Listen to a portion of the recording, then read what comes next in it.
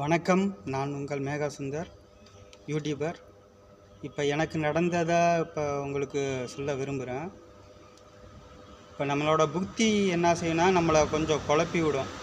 இப்படி இருக்குமோன்னு சொல்லி குழப்பி விடும். நம்மளோட ஆள் மனசு என்ன சொல்லுதோ அதுதான் உண்மை.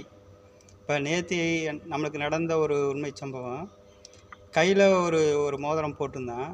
அது கொஞ்சம் ஒரு புண்ணாக இருக்குதுன்னு சொல்லிட்டு கடைசி விரல் அந்த சுண்டு விரலில் போட்டிருந்த மோதிரம் போட்டு கொஞ்ச நேரம் கழித்து பார்க்குறேன், மோதிரத்தை காணோம்.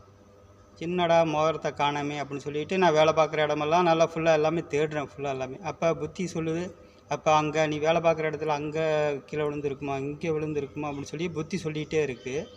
நானும் 1 மணி நேரமாக தேடிகிட்டே இருக்கேன், ஃபுல்லாக எங்கேயுமே கிடைக்கல.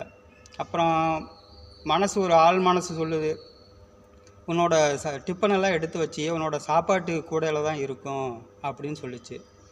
சரி, சாப்பாட்டு கூட தானே இருந்தால் சரி, நம்மளுக்கு இது காணா போகணும் விதி இருந்தால் போகட்டும், சரி நம்மளுக்கு கிடைக்கணும்னு இருந்தால் கிடைக்கட்டும் அப்படின்ற ஒரு எண்ணத்தில் சாப்பாடு பாக்கெட்டை பார்க்குறேன், அப்படியே உள்ளே தான் மோதிரம் இருக்குது.